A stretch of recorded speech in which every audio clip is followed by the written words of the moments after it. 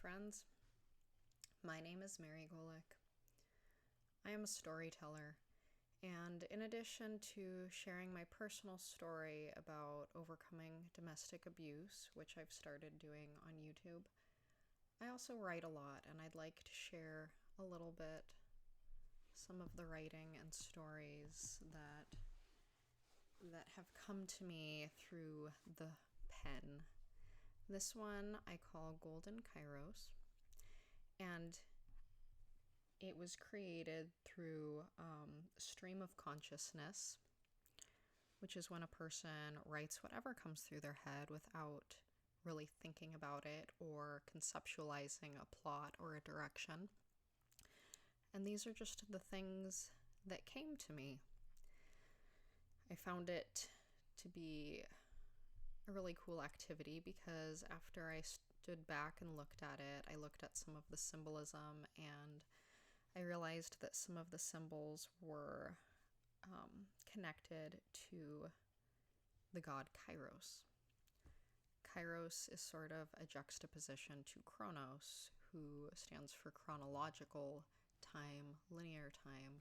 But Kairos, on the other hand, is the right time or the ripe time. Things fitting into place in the right way.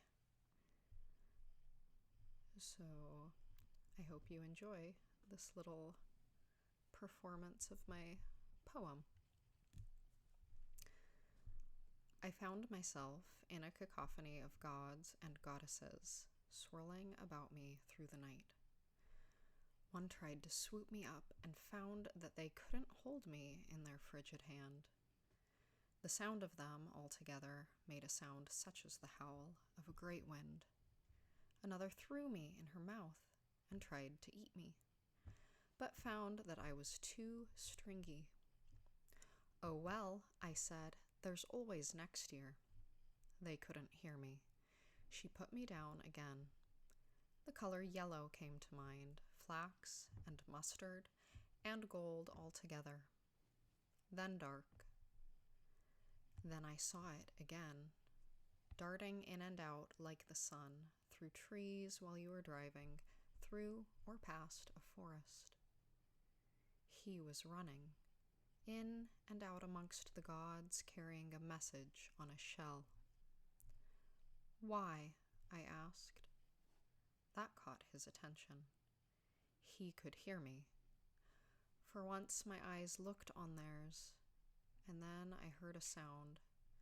A rumbling. "It is coming again," someone said. I took cover. The gods danced, all of them, both merry and somber. I wanted to go to sleep, and do not know why. What is that sound? What is this occasion? Why are the gods making sport of me? "Go home to Mount Olympus," I said in my head. They all heard that. Dead silence and heads turned.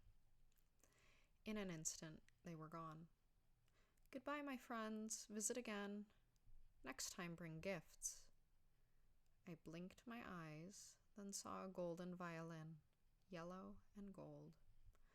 I didn't think my fingers would work well enough to play it. I was exhausted by the day, but a melody was made somehow. The gods had blessed it to make sweet music in my hands.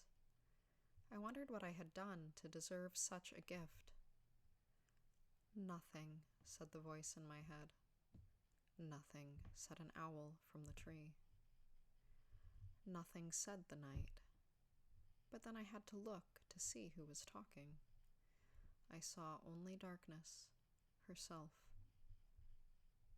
"Friend and emissary, grant me rest. I wish to sleep tonight next to the laced flowers in the field. Remove from my world all monsters and menaces. Grow your sweet grasses and mothering tunes." "No," she said. "You will not rest until your work is done." "What a heavy rule! I cannot work without delight." "Your delight is this, to know that when you are done, your work will change the course of events, Your destiny is set, and you are great. Small but mighty warrior, you will have everything you want. Heaven, dear mother, is what I wish. You shall have it, both now and forever. I hand it to you in this cup. Drink it as you like. Your work has been done, as we now discuss it. Drink the cup. I will drink it. Oh, but I cannot, sweet lady.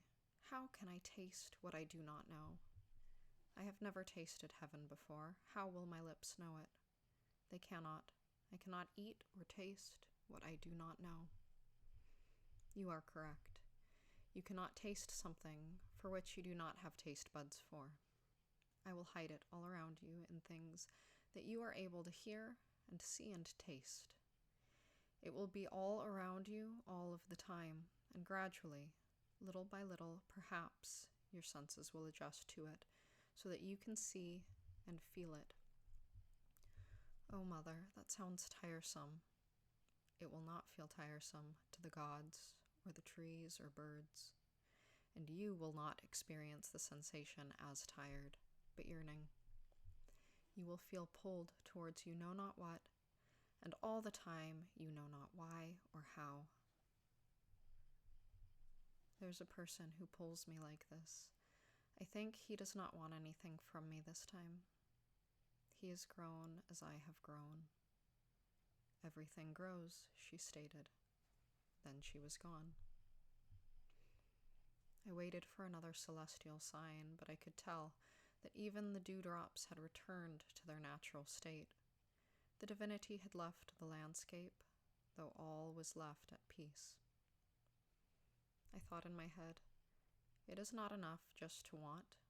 One has to ask. I laid my head down in the soft grass, and I fell asleep as I began to ask... The end. I'm going to follow this up with some reflections I have about time, a little bit more on the metaphysical side. I'll probably make a video of that and link it in the comments, but for now, this is my piece, Golden Kairos. Thank you for listening.